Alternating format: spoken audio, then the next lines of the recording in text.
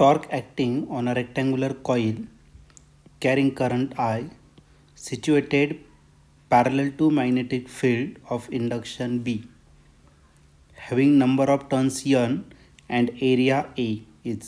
आपल्याला torque find करायचा आहे.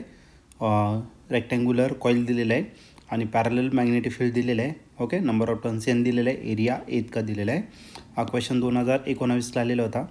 याच्या 4 ऑप्शनपैकी पहिलं ए ऑप्शन जे आहे ते आहे I B A divided by N. B option जे आहे N I in bracket A bar cross B bar. C option आहे N B A divided by I आणि लास्ट डी ऑप्शन आहे N I in bracket A cap dot B cap. तर असे 4 option दिलेले आहे. या 4 ऑप्शनपैकी या क्वेश्चनचं करेक्ट आन्सर काय असलं पाहिजे तर आपण याला सॉल्व करूया आणि मग डिसाईड करूया. सर्वात पहिले जर आपण घेतला टॉर्क ॲक्टिंग ऑन आपण या ठिकाणी फॉर्म्युला यूज करणार आहे. Torque acting on a rectangular coil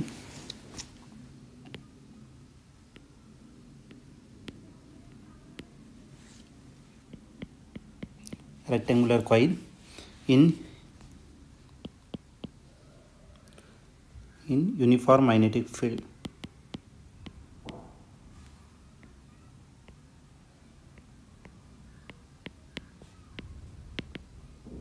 uniform magnetic field जर घेतला त्याच्यावरती टॉर्क किती ॲक्ट होणार आहे तर टॉर्कचा फॉर्म्युला 2 ने रिप्रेझेंट करतो. याचा फॉर्म्युला असतो एन. एन म्हणजे काय, number of turn B I A into sine theta.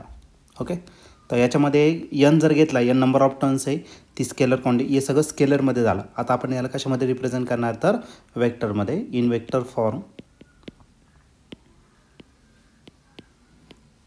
Vector फॉर्ममध्ये जर घेतला तर टॉर्क जर घेतला तर टॉर्क ही कोणती क्वांटिटी आहे, वेक्टर. त्याच्यावरती काय केला बार.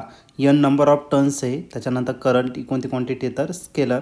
मग आपल्याकडे 2च टर्म राहिल्या वेक्टरमध्ये, एक म्हणजे काय बी आणि दुसरं म्हणजे काय तर एरिया राहिला. ओके, आणि साइन थिटा आहे म्हणून या दोघांमध्ये जो प्रोडक्ट येणार आहे तो कोणता असेल तर क्रॉस प्रोडक्ट. मग पहिला एरिया वेक्टर घेतला ए बार आणि दुसरा मॅग्नेटिक फील्ड घेतला तो वेक्टरमध्ये, तो घेतला बी बार.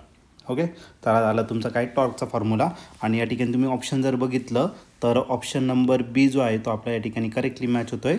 मग या क्वेश्चनचं जे आन्सर असणार ते ऑप्शन बी. ऑप्शन बी म्हणजे काय, torque acting on that rectangular coil in a uniform magnetic field is N I in bracket A bar cross B bar. मग या क्वेश्चनचा आन्सर ऑप्शन बी असेल.